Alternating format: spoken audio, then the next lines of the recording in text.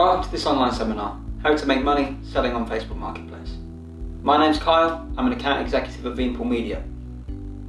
This seminar was researched, produced, filmed and distributed by Veanpool Media, a Walsall-based production team.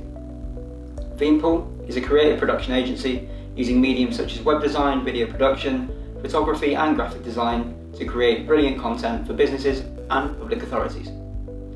You can visit our website www.veanpool.media. This webinar was specially made for Palfrey residents in close association with One Palfrey Big Local. A big thanks to their team.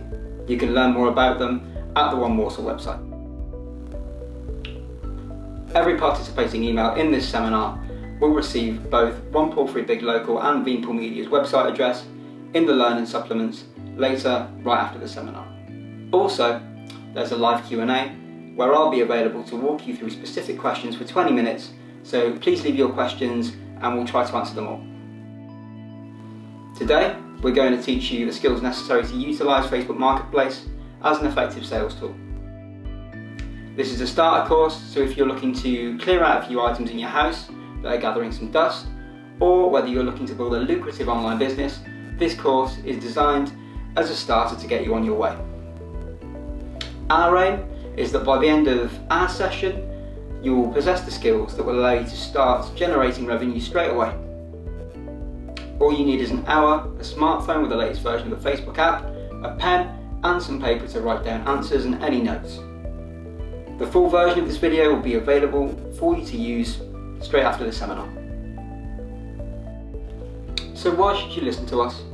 Veanpool has helped dozens of businesses nationwide transform their practices, moving businesses online to take advantage of the ever-swelling number of active internet users. Year on year, e-commerce has become increasingly prevalent. By 2030, it's expected that a third of retail sales will take place over the internet.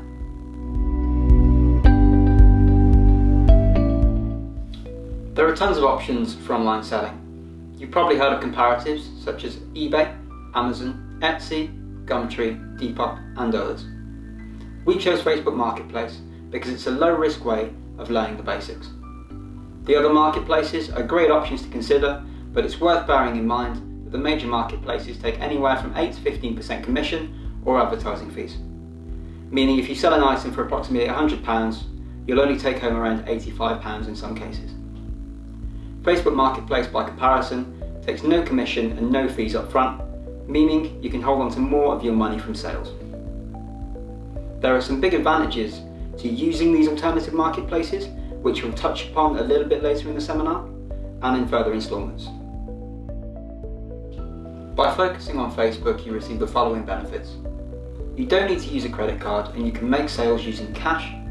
You can target local customers, meaning you can afford delivery costs and the hassle of calculating freight and insurance. Local delivery also means you don't need to calculate international exchange rates, international laws, and import or export duties. There are a number of people that have built impressive businesses on Facebook Marketplace, such as Succulents Box, who built a successful business selling edible plants. They found a great deal of success on Facebook, given how easy it is to communicate with buyers. Another example is Hats Unlimited, who use Marketplace to extend their reach. Using Marketplace allowed them to find new customers for their products. This led to an overnight success story. Facebook Marketplace success stories show us that with the right drive and sustained commitment, you can scale your online selling presence to support yourself full-time and make even more money. Just to reiterate, this course was made with the people of Palfrey in mind. We aren't trying to just hammer you with information, we understand the unique challenges to the people in Palfrey and the wider Walsall community. Our mission is to get you started on your online entrepreneurship journey, answering your questions and satisfying any concerns that you might have.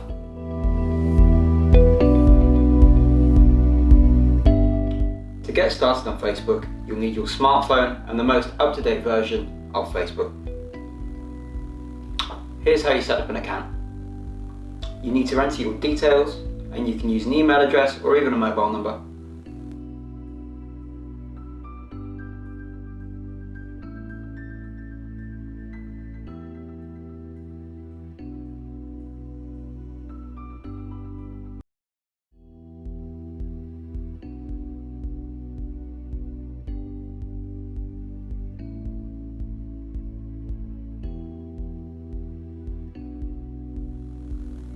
You'll need to open the app and navigate to the shopfront icon. This will take you to the Facebook Marketplace. Looking through this, you'll get to understand what your customers will see and the preferences they're likely to change based on what you need. The tag in the mid-right allows you to set location preferences. This controls which items are shown. For example, say I'm in Warsaw and I'm willing to travel 3 miles to collect. I would navigate to the blue tag, click it, and use the sliding bar to select the preferred radius. Market research is vital in all sales arenas. Market research helps you to determine what items are popular on this platform and determine competitive price points for similar items. Medium to large items tend to be great for Facebook Marketplace, but Facebook Marketplace isn't very popular for vintage clothing items, for example. By comparison, Depop typically works better for selling vintage and used clothes. If I try to sell this shirt worth £25 for £1,000, it's very unlikely that someone will buy it because the comparable items on the market are much cheaper. Similarly, if I sell an iPhone 12 worth £1,000 for £10, I'm losing out on hundreds of pounds of missed income. For the purpose of our market research and throughout our seminar, we're going to be selling this pair of Nike Air Force Mid 07s. Before our listing, we're going to look at our competitors. We'll pull up the most relevant listing to get an idea of the competition. A competitor analysis helps us understand matching price points for similar items in the area. This means we can gather a good idea of how much people will pay for an item. It also helps us to determine the key information customers might be looking for. For different items, people might be looking for different information. Clothes, like shirts and shoes, people typically look for material, brand and condition. For electrical appliances such as dishwashers and hair dryers, people look at age, electrical usage and brand. Let's pull up these two listings here. When we are selling, it's important that we always consider what the buyer is thinking. What is going to make them part with their money and approach you? I want you to decide which listing is better and write down what you think makes that listing better. Think about the title, the description and the photographs. Do they give delivery information? Are all the fields filled in? Does it answer all the questions that the buyer might have? To help with our research, we're going to navigate to the search function. Type in the item listing title, white Nike Air Force, size 10, and hit search. Now we want to navigate to filters, again on the right. Now list the item, condition, date listed, category, and availability. Click the navigation tag opposite and set it to a point where we get a good sample size with a minimum of 5 listings and a maximum of 10, all of which closely resemble your listing. To make sure we take full advantage of our position and generate the maximum revenue, it pays to start high and be patient. We want to put our price within this range. My advice is to start higher and gauge interest and then decrease accordingly. Say by 5% every 5 days if you're not getting an agreeable offer. For example, on Monday, if you list your item for £100 and don't receive any agreeable offers by Friday, we need to reduce the price by £5 so your new price is £95. Hopefully, by now, someone will have bought your item. If not, wait another 5 days and apply the same method. What if there are no products like yours that have sold? It's very unlikely that you'll have items that haven't been sold on Facebook. It may be the case that no one is selling the item in your local area. In this case, we expand our location filter to understand how similar items are selling elsewhere. Can't find an item similar to yours? In that case, we will go to alternative sites such as Gumtree or eBay to gauge price points and set our prices. Alternatively, we can come to the conclusion that this item isn't usually listed on Facebook Marketplace and may therefore be better suited to a different platform.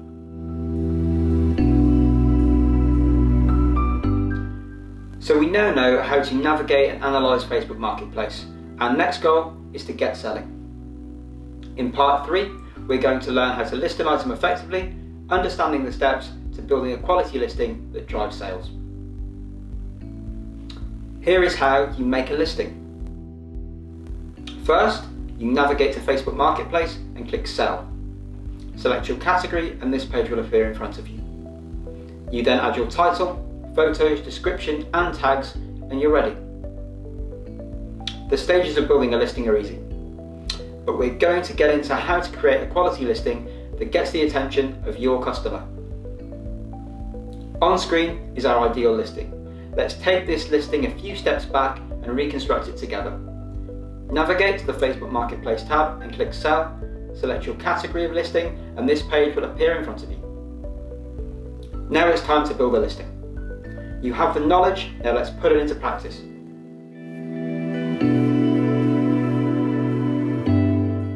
The first thing we need is a clear and professional photo.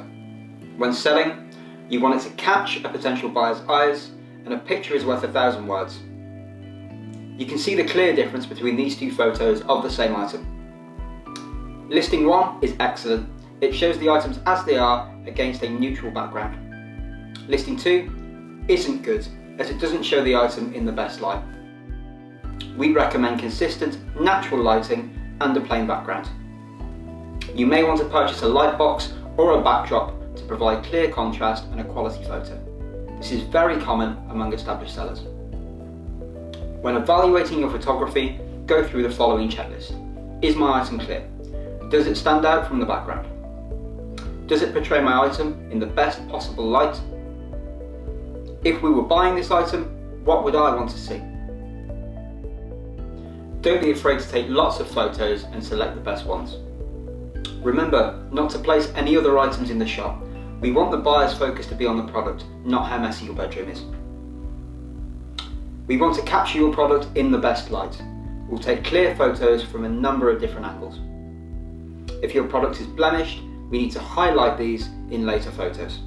It's important to document your product accurately to maintain seller integrity and professionalism.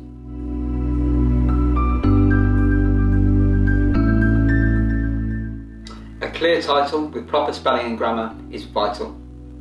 Again, with professionalism in the forefront of our minds, does your title look similar in format to the market leaders?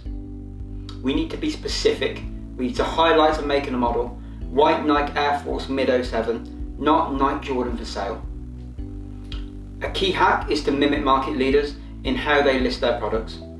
Market leaders spend a lot of money on researching the information that resonates with their customers. For our pair of trainers, it pays to look at Sports Direct or JD Sports, established online sellers of trainers, to get title information. Input the price point determined by your market research. Try to keep it in round numbers like £10 or £100 unless you're selling something for £1.99 or £1.50 for example. Whole numbers, round numbers are more memorable and it makes your listing easier to compare.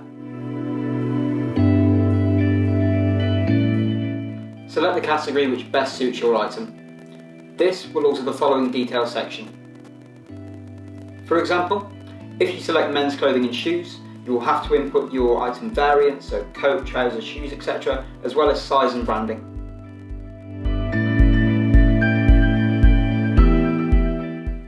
Accurately document the condition of your item and be honest. If you click on the word condition, you will have the options of new, like new, good and fair. Check here that the location of your item is correct. This is the location buyers will drive to in order to collect.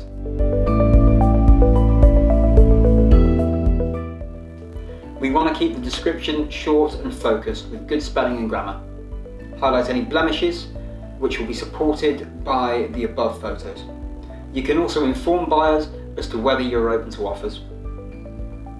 You can also highlight whether you're open to shipping the item domestically. There is information on shipping in the supplementary document.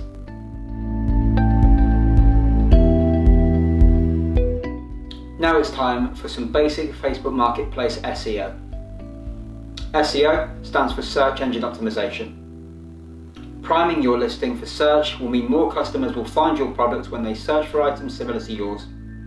SEO can seriously boost your chances of making a sale sooner, increase the number of potential buyers, and ultimately allow you to command a higher price point.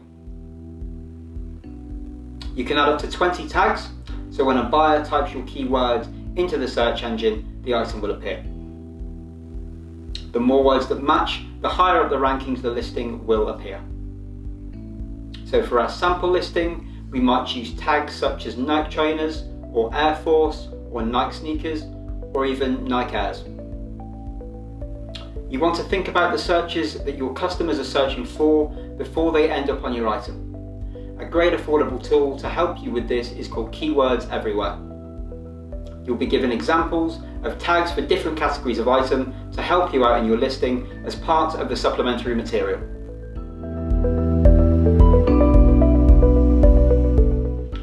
This part is relevant for people looking to start an online business, selling lots of a particular item or items. If you have a batch of an item you are reselling, you can change the listing from single item to list as in stock. When you run out, it will change to out of stock. Go back to the top and review your inputs. Remember, we are aiming for clarity, professionalism, and integrity. If we get this right, then you can easily create a lucrative revenue stream from this platform.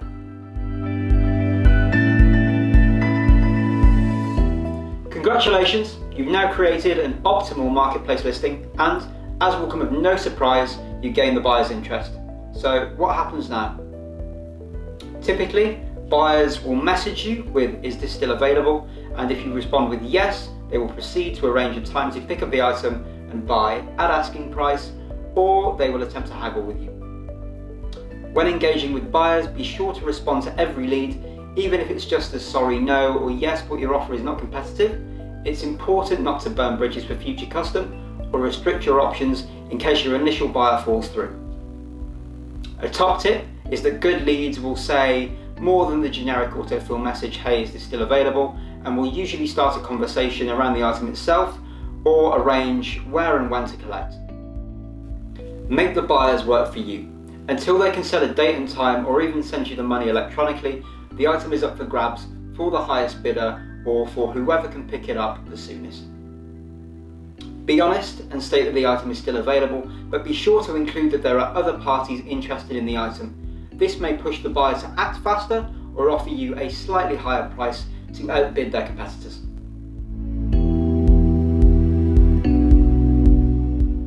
Buyers are likely to negotiate for a better price. The key point with this is never to be intimidated. If your item is good and your listing is quality, another buyer will be right around the corner. My advice is not to accept the first offer. This is usually the buyer's bottom line or ideal scenario. Have a minimum asking price in mind and never dip below that.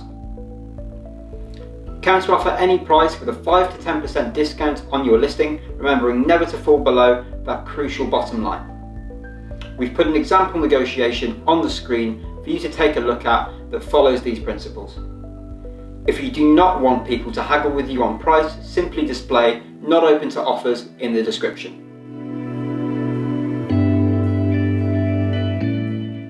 Make sure that you're as specific as possible when deciding a time for collection without giving away your address.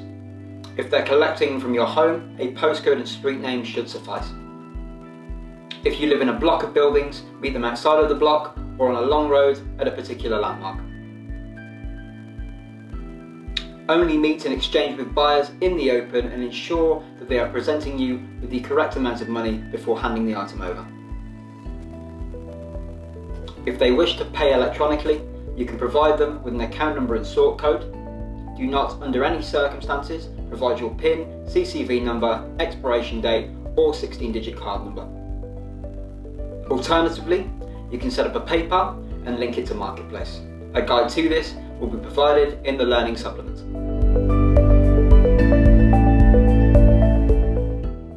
Electronic payment is the only available option when shipping an item, so make sure that you're comfortable with the process before agreeing to ship. Remember, never meet buyers alone, particularly when dealing with high-ticket items. Always maintain your safety as your number one priority.